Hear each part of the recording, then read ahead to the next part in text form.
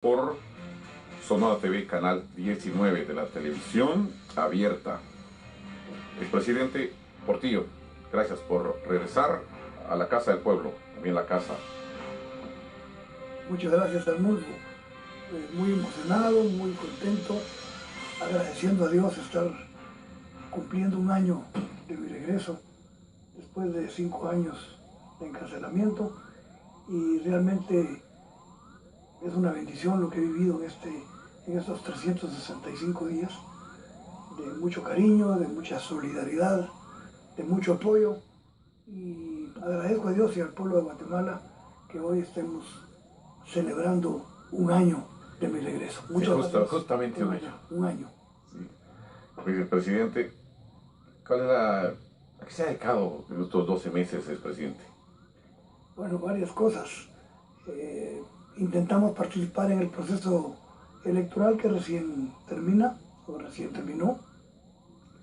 Creo que el resultado y la experiencia fue buena, como todas las experiencias en la vida, tanto las experiencias que tienen resultados positivos y negativos sirven para crecer, sirven para madurar, para ir entendiendo cosas que a veces uno no entendía, que no tenía la suficiente capacidad de análisis. Y todo es un aprendizaje. La vida es un proceso de aprendizaje constante, y más la política es fundamentalmente un proceso de aprendizaje, de enseñanza, de madurez, que le permite a uno ver las cosas de manera más prudente, más serenas, más ecuánimes. Y aparte del proceso electoral me he dedicado a dar conferencias. Hoy precisamente voy a Jalapa, al centro universitario, con los economistas. Estuve con los médicos en Coatepeque.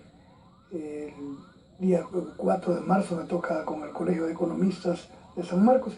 Es decir, me he dedicado a lo que me dediqué durante mucho tiempo y que fue una de las grandes, o ha sido una de las grandes satisfacciones y grandes experiencias en mi vida, la docencia.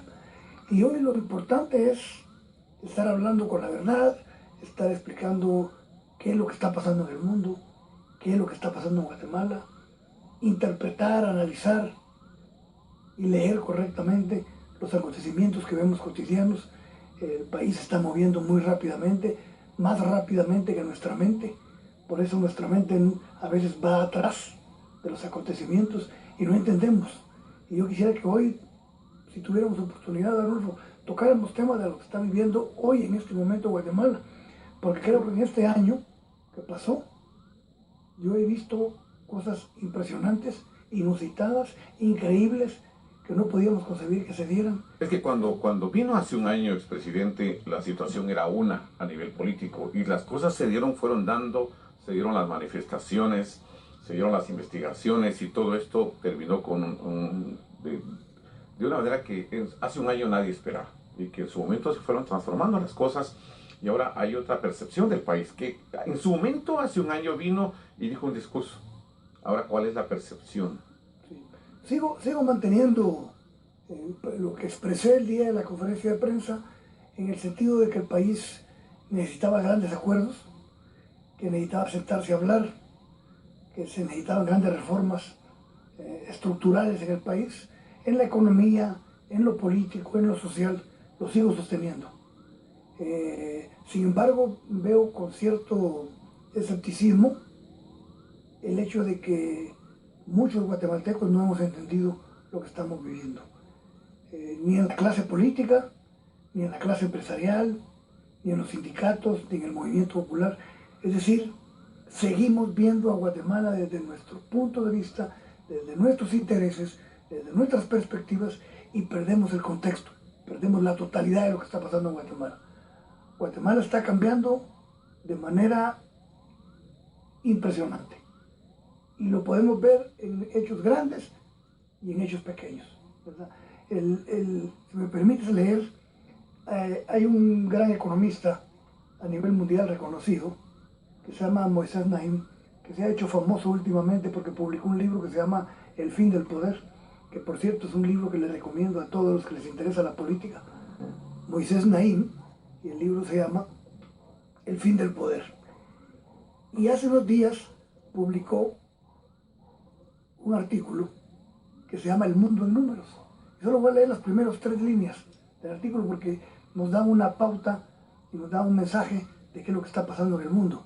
Y dice, el mundo, así empieza el artículo, el mundo está cambiando a tal velocidad que nos es difícil procesar, interpretar y digerir la magnitud de esas transformaciones.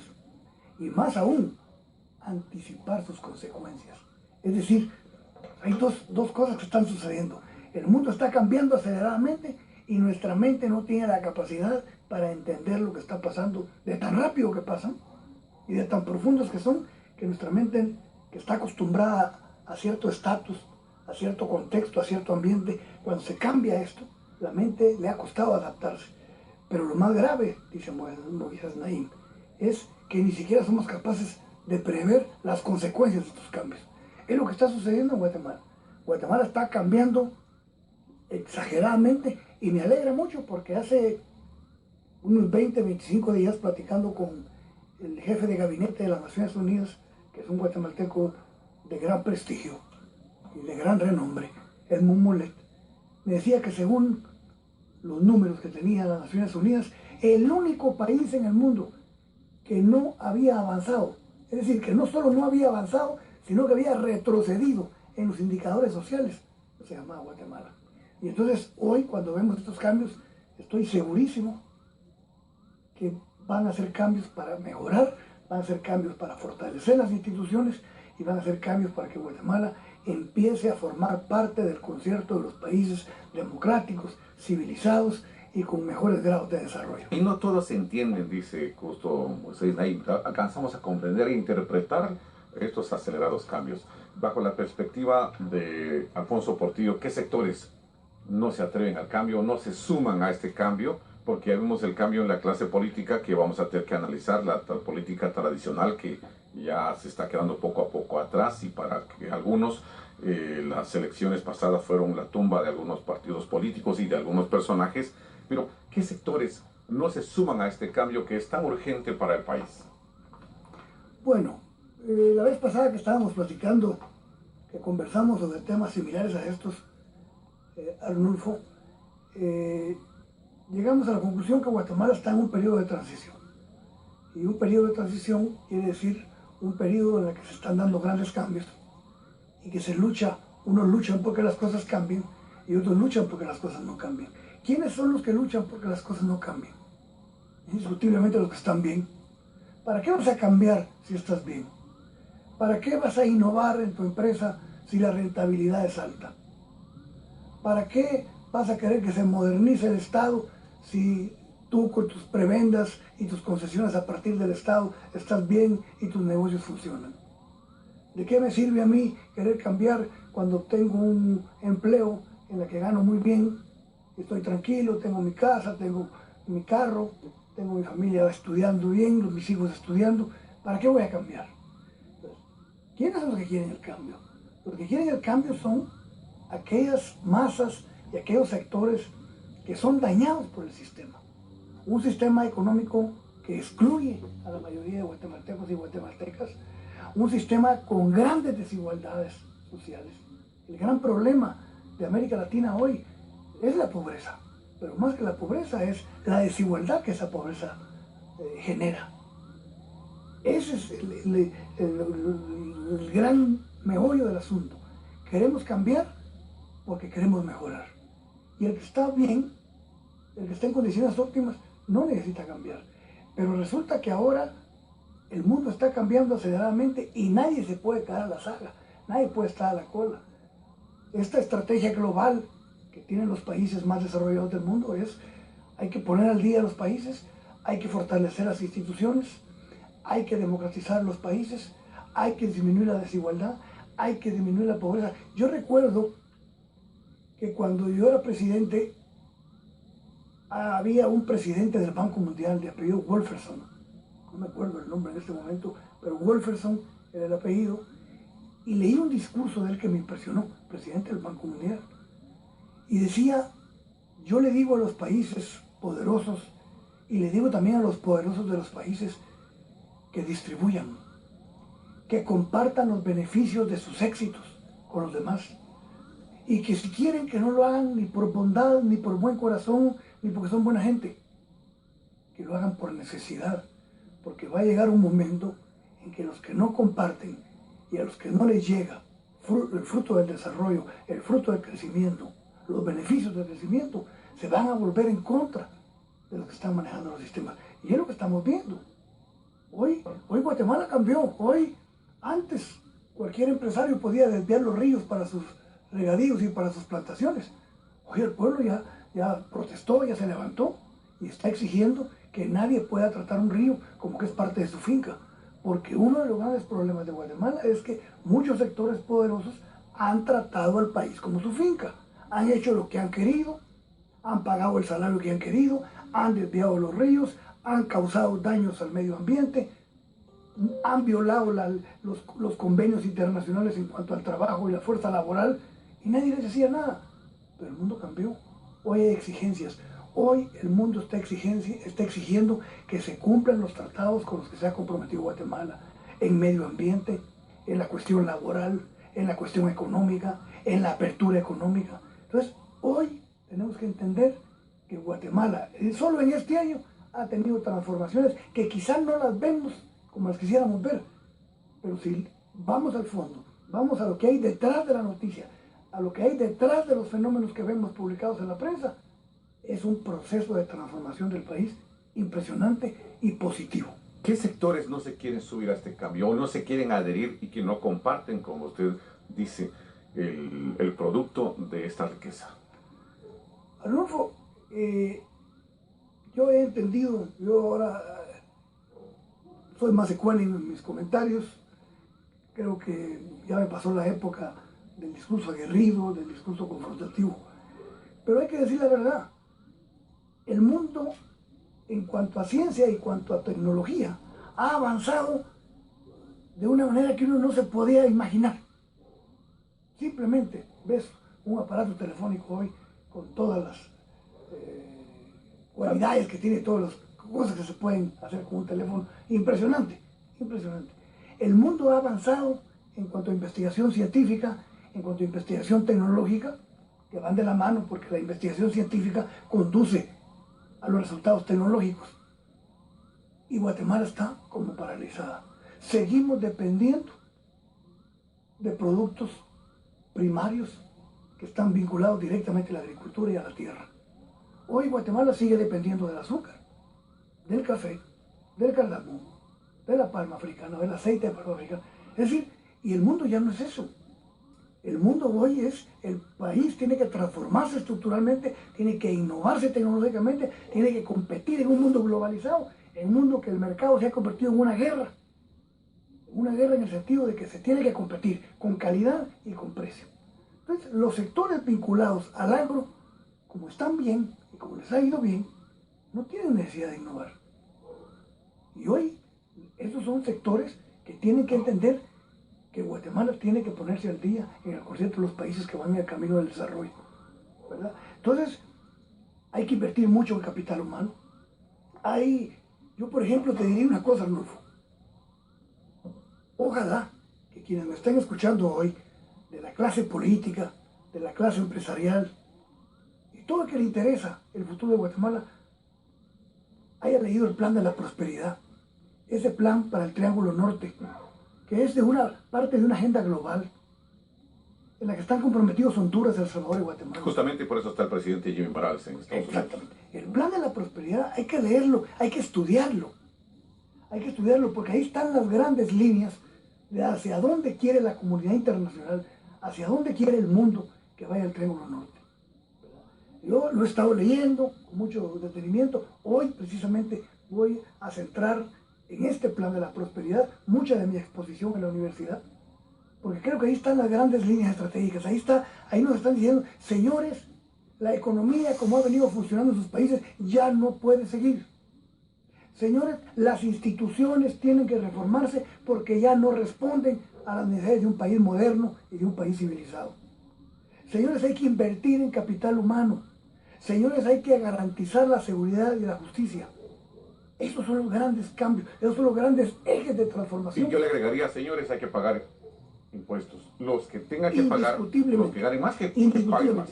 Arnulfo, cuando tú lees en las líneas estratégicas de acción del Plan de la Prosperidad, se plantea 4 objetivos. Y el primer objetivo dice: dinamizar el sector productivo para crear oportunidades económicas.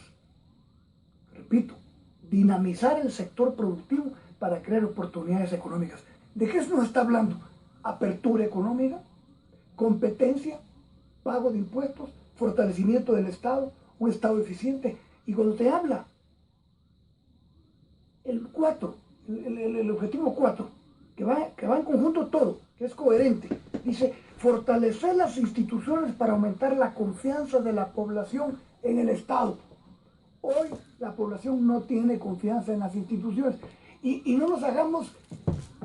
Dice las reformas que se han logrado poco a poco. Sí, pero no, yo quería decir esto, no nos hagamos los inocentes decir: este es el responsable, la clase política es la responsable, el sector empresarial es el responsable, los sindicatos son los culpables. No, Arnulfo, aquí todos hemos hecho este país. Cada quien hemos puesto nuestra colaboración para el desbarajuste, para el desequilibrio y el deterioro de las instituciones. La clase política, la clase empresarial, los sindicatos, todos hemos contribuido. Los militares, hemos contribuido al país que tenemos. No nos señalemos, no caigamos en el jueguito de que tú tienes la culpa y yo soy inocente. Los mismos medios aquí, de comunicación. así es, todos. Los medios de comunicación tienen responsabilidad. Un medio de comunicación que hace gran escándalo por un acto de corrupción en el sector público, pero que solo saca la noticia de un hecho de corrupción en el sector privado y después ya no saca nada, ese es un hecho de corrupción. ¿Por qué no se le da el mismo trato a la corrupción pública como a la corrupción privada? ¿Qué es lo que estamos viendo, por ejemplo, hoy con una empresa que está acusada de estar manejando y haciendo fraude con la devolución de los créditos fiscales? ¿Qué demuestra esto? Demuestra simple y llanamente que la corrupción es de todo el sistema, que la corrupción no solo es de que el político se enriquece o hace negocios. La corrupción es del sector privado, es del sector público, es de la clase política, es del sindicalismo. Todos tenemos responsabilidad porque todos hemos pensado, solo nosotros, en nuestros propios intereses. Entonces, hoy lo que tenemos que entender es que tenemos que construir, aquí está el plan, tenemos que construir un país, aquí están las grandes líneas estratégicas de lo que tenemos que hacer. Fortalecer el Estado. Hoy acabo de mandarle un mensaje a un amigo y le dije: tienen que fortalecer el Ministerio de Agricultura. Desde que el presidente Arzú empezó a destruir instituciones como el Ministerio de Agricultura, hoy el Ministerio de Agricultura es una caricatura. El ministerio más importante porque tiene que ver con la alimentación del pueblo, con la producción de alimentos. Y entonces tenemos que fortalecer las instituciones. Mira lo que se convirtió la SAT. ¿Con qué intención se creó la SAT? Se creó la intención, primero, de crear un ente autónomo que no tuviera que estar viendo con la administración de un Ministerio de Finanzas, sino que se encargara única y exclusivamente de los ingresos del Estado. Que no tuviera manejo político, que fuera un manejo eminentemente técnico, eficiente y efectivo. ¿En qué paró? La SAT paró en un ente cooptado, capturado, secuestrado por grupos de poder económico y lo convirtieron en una basura. Hoy la SAT tiene que reformarse. Ahí está el plan. Parece que hay un proyecto de reforma de la SAT. Yo no lo he leído. Pero cuando hablamos de reforma, lo primero que tenemos que preguntarnos es: ¿reforma para qué? Sí, un paréntesis ahí. Línea 1, capturas. ¿Y la línea 2? Bueno, ya empezó la línea 2. Ya empezó. Según tengo entendido, vienen más empresas. La devolución del IVA, la devolución del crédito fiscal se convirtió en un gran negocio, tanto para los políticos como para el sector privado. Eso no lo podemos negar. Veníamos oyendo desde hacía muchos años, durante mi gobierno incluso. ¿Por qué se enojaron conmigo? Porque yo no devolví el IVA y lo hice con toda intención. Sabía yo que el IVA se había convertido en un negocio. ¿Cuántos supuestos o pseudos exportadores en el país solo exportan en el papel? Y no solo no pagan impuestos, sino que todavía el Estado les tiene que devolver impuestos que ni siquiera pagaron por cosas que ni siquiera exportaron. Entonces, la gravedad había llegado a tal deterioro. La situación institucional había llegado a tal deterioro, a tal nivel de desprestigio y de corrupción, que hoy está haciendo aguas por todos lados. Hoy nadie cree en las instituciones, nadie cree en el Poder Judicial. La Corte de Constitucionalidad completamente cuestionada y en duda ante la población. El Legislativo también, el Ejecutivo, para donde voltees a ver. Hay una crisis institucional, hay una crisis de gobernabilidad y en esa crisis somos responsables todos, hermanos. Después de estas empresas, el sistema bancario. El sistema bancario. Yo puedo decir, sin ser soberbio ni prepotente, lo digo con humildad, pero lo digo no como reconocimiento de mi persona, sino con reconocimiento a los grandes técnicos y a los grandes financieros, expertos financieros, que hicimos una reforma financiera en el país que es la más avanzada de toda Centroamérica y en comparación con algunos países de América del Sur, también avanzada, reconocida por el Banco Interamericano de Desarrollo, por el Banco Mundial. Tenemos un sistema financiero estable, fuerte, pero no tenemos un sistema financiero que sea el gran instrumento o el gran mediador entre la inversión, la producción y el empleo. Es decir, el sistema bancario todavía es un sistema bancario altamente concentrado, sin competencia, y que no es el gran apoyador de todo el sistema productivo. Entonces, hay que hacer de nuevo una revisión de las reformas financieras que hicimos. ¿Tiene problemas? Sé que hay muchos rumores de que muchos bancos han cometido ilegalidades, pero eso que sea la ley. Uno no puede especular sobre eso cuando no tiene información. Lo que sí te digo es que esa transformación que viene va a abarcar bancos, sector privado, empresas productivas, sindicatos, partidos políticos. Hoy, cuando te hablo de las crisis institucionales, no existe sistema de partidos, no hay partidos políticos. Pues, hablan del transfugismo, pero no analizan las causas del transfugismo. La gente se va porque en sus partidos hay un manejo autoritario, hay un manejo abusivo de los secretarios generales, de los jefes de bancada, De los dueños de los partidos. de los dueños de los partidos, para manejar a los soldados, a los diputados como que fueran soldados, recibiendo órdenes sin explicarles nada, solo voten aquí, voten allá, elijan a fulano y tal. Entonces, eso se está acabando. Esa vieja política está siendo sustituida por una nueva política que todavía no la vemos. Porque para que hablemos de una nueva política, tenemos que ver nuevos políticos, tenemos que ver nuevos planteamientos, nuevos discursos, formación, nuevos partidos. Yo soy de la vieja política. Yo ya no tengo que estar en la primera línea. En la primera línea tienen que estar los jóvenes. Hay un montón de jóvenes, entre 20 y 25 años, que vienen empujando tremendamente en la política nacional. Y yo creo que ellos son el gran relevo que el país necesita desde el punto de vista generacional y político. Alfonso Portillo, a un año de su retorno, entrevista con Sonora. Hacemos una breve pausa, continuamos sus opiniones, comentarios. Al 10:11, inícielos con la palabra Sonora. Por supuesto, será motivo que nosotros también lo analicemos aquí con el exmandatario. Esta es Sonora, la pausa, regresamos. A un año del retorno del expresidente Alfonso Portillo, sus opiniones y análisis al 10:11 con la palabra Sonora. Con mucho gusto le vamos a dar lectura y Portillo dará su respuesta a sus inquietudes al 10:11 con la palabra Sonora al final de esta entrevista. Intereses y componendas que no permiten que el país se transforme y termine de transformarse, expresidente. Sí, como dije, muchos no hemos interpretado lo que está pasando y estamos pensando como lo viejo. Estamos pensando los políticos a la vieja usanza, pero también los empresarios. ¿En qué sentido, por ejemplo? Los empresarios siempre buscando colocar funcionarios en el gobierno que sirvan a sus intereses.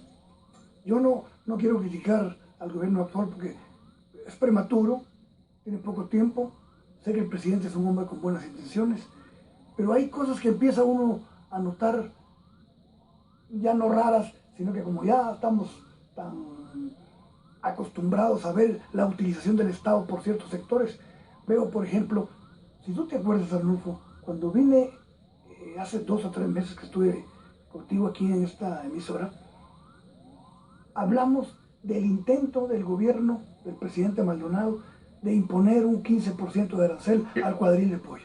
Bueno, lo tuvieron que cancelar porque hubo oposición de la gente. Todos empezamos a dar nuestra opinión de que era una barbaridad seguir utilizando el Estado y el Ministerio de Economía al servicio de ciertos intereses. Incluso con los salarios diferenciados. incluso con los salarios diferenciados. Bueno, hoy estamos viendo que como no pudieron imponer el 15%, el Ministerio de Economía actual está buscando atajos para que de nuevo las piezas de pollo que consume mayoritariamente la clase media y la clase baja aumente de precio. ¿Qué artilugios, qué movidas, qué argumentos van a hacer? Todavía no está muy definido, que van a cancelar partidas. Hay que estar atentos. Y hay que estar atentos porque otra vez, yo pregunto, por ejemplo, del viceministro de Economía, el señor Lax, ¿está puesto ahí porque es un hombre capaz y porque entiende lo que necesita el país en cambios económicos? ¿O está ahí porque representa ciertos intereses? Entonces, hoy ya no nos podemos engañar. Hoy que no nos digan, este hombre está puesto ahí porque es súper inteligente, porque tiene doctorado en Harvard, porque eso no vale. Aquí lo que vale es qué intereses están representando. Y si el sector privado o ciertas partes del sector privado cree que va a seguir utilizando las instituciones del Estado, está completamente equivocado. Cambió la cosa. Hoy estamos bajo la lupa todos. Poder Ejecutivo, Poder Legislativo, Poder Judicial, Corte de Constitucionalidad. Hoy viene ya la disputa por la Corte de Constitucionalidad. ¿Qué es lo que queremos en la Corte de Constitucionalidad? No queremos una Corte de Constitucionalidad que se convierta o que siga siendo la castradora de las políticas públicas. Y siguen todavía postulándose los mismos. Entonces, en eso ha derivado, en eso ha degenerado la Corte de Constitucionalidad. ¿Ya de qué sirve que el Congreso legisle y haga buenas leyes si la Corte es la que da la última palabra, la Corte de Constitucionalidad, castrando las políticas que deberían de fortalecer políticamente al Estado, fortalecerlo financieramente y fortalecerlo en el trabajo social o en las políticas sociales?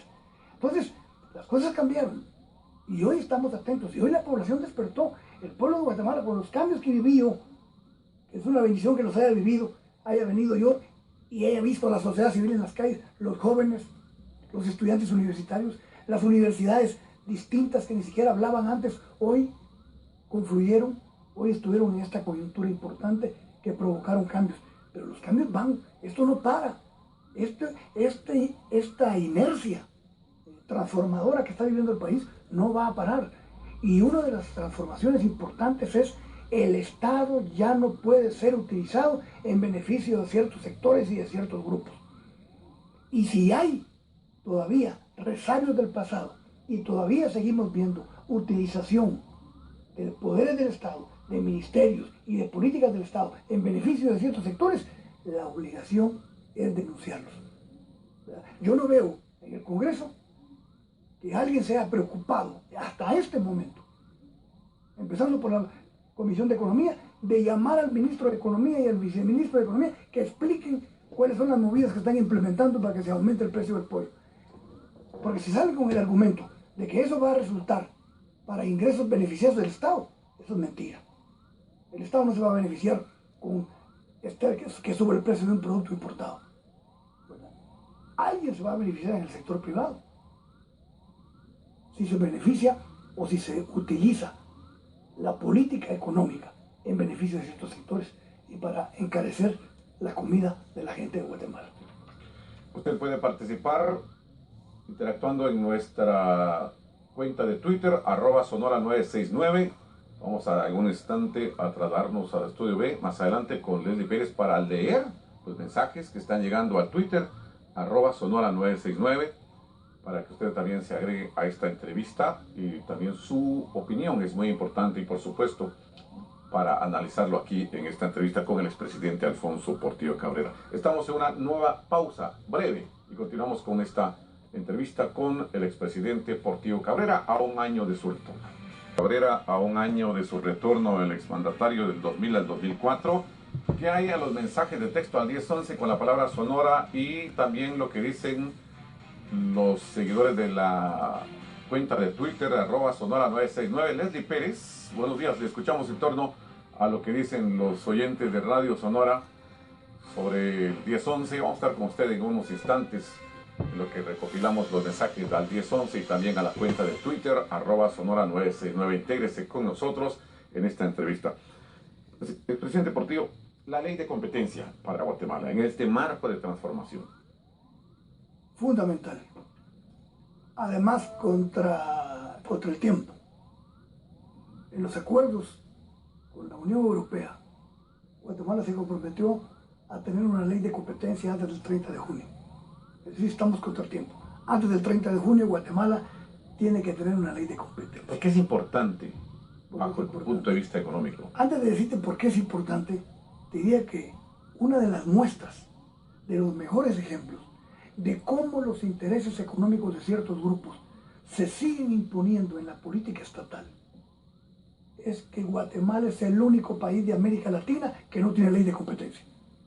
Y se han hecho seminarios, las universidades discuten sobre la competencia, hay universidades cuyo lema es la libertad económica, el libre mercado, pero en el discurso, en la práctica, fortalecen los monopolios, la concentración de capitales, los oligopolios y promueven la desigualdad. Tiene que haber una ley de competencia. ¿Por qué? Cuando yo implementé política económica comercial, en el sentido de que había que impulsar la competencia para que mejoraran los precios. Porque en un mercado monopólico, el pueblo lo sabe, el pueblo lo entiende. Me lo han dicho a mí. Cuando en un mercado existen uno o dos productores o vendedores dominantes, hacen lo que quieren con el precio. Hoy tenemos en Guatemala estructuras oligopólicas, verdaderos carteles que se ponen de acuerdo en el precio. Y el que paga las consecuencias es el pueblo, que disminuye su capacidad de compra y su capacidad de consumo. Entonces, hoy en el mundo la promoción de la competencia es no solo para mejorar en cuanto a eficiencia, en cuanto a competencia, sino en cuanto a calidad, en cuanto a precio y en cuanto a mejorar la capacidad de adquisición del pueblo consumidor, de la gente que consume. Entonces, falso, una de argumentos que usaban, que ya no tienen validez, los argumentos de que iban a quebrar empresas, de que se iba a generar más desempleo, falso. El mercado de trabajo se adapta a las circunstancias económicas que tenga que enfrentar. La competencia, ¿cuál fue el error? Y que yo hoy lo reconozco.